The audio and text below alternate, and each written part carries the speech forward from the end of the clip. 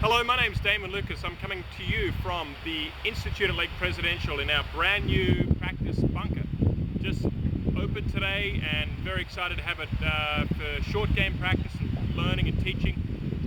So I thought I'd share some tips with you about bunker play that hopefully will help you get out of the bunker a little bit more easily and negotiate some of those lies.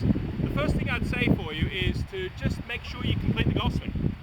Don't try and sort of make a short stabby golf swing, just make a long, probably a three-quarter swing back, three-quarter through. Don't try and help it with the wrists, don't try and help it with the body. Just make sure you turn and swing, hitting the sand at the bottom of the swing, right before, about 2 inches before the ball, and the ball should come out. That's the first major thing that, if you're not doing that, try that.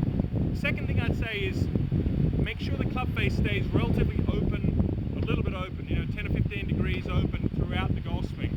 When you set up, have it open in your grip like that, and then when you swing back, get it a little bit more open going back, and then keep it open coming through so that your club face at the end of the follow through points pretty much towards the sky.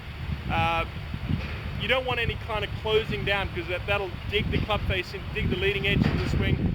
The great feature about sand wedges is the flange, the bottom of the club is below the leading edge, and that helps scoot the club underneath the ball, hit the sand behind the ball, go underneath it without digging, and that helps get the ball up in the green.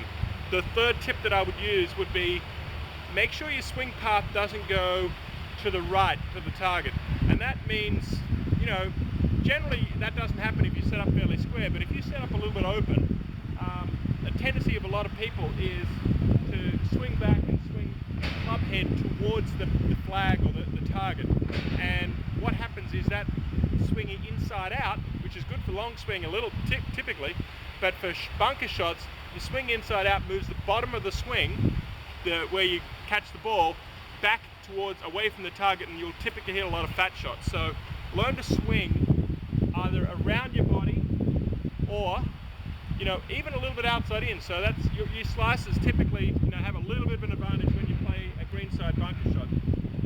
And as I said to you before, the final thing that I'd say is make sure you hit about 2 inches behind the ball there, follow through, good swing path, good club face, and hopefully you should hit a pretty good bunker shot.